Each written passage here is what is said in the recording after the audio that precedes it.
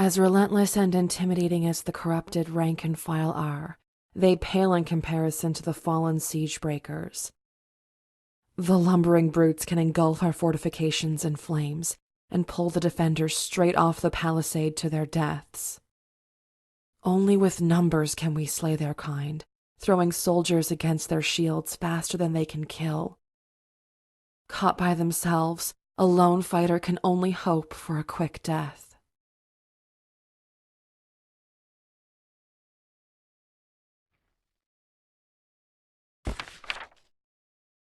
And so, King Valor himself climbed the steps of Sanctuary Mountain to present the dragon an ultimatum.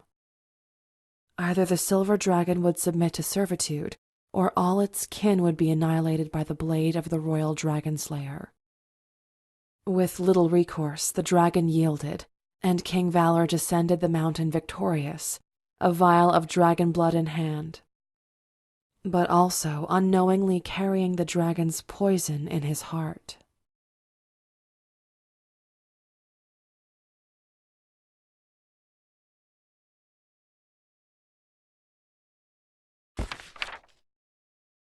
The ogres weren't first spotted until well into the second winter of the siege on Sanctuary Keep.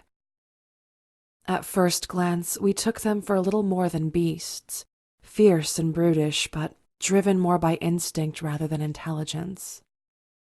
But there were cunning minds behind those grotesque appearances, and their true natures became apparent soon enough.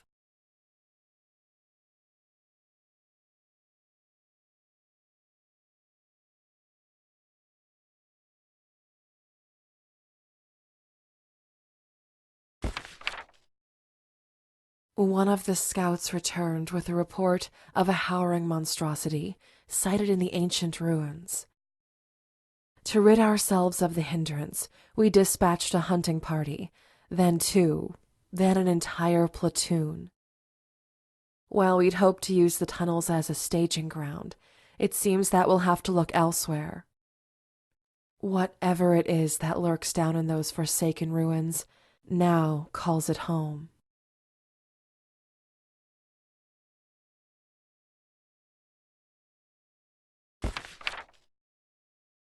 The effects of a dragon's blood on mortals are poorly documented, largely attributed to the difficulty of its acquisition.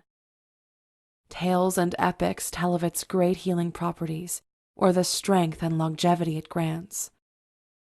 So, based on nothing but folklore, in his ambition, King Valor waged a long and bitter campaign for only a single vial.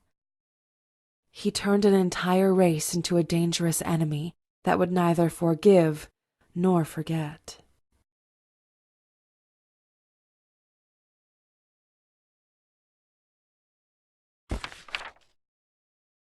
Once we discovered the source of our calamity, it was already too late for any of us. The magistrate has stood by King Valor's side for a score of years, so it is only a matter of time until the sickness begins manifesting in us, too. In retrospect, it should have been more obvious. The slow shift in personality, the sudden outbursts of rage, the deterioration of appearance. But now that we know, perhaps we can find a way to fight it.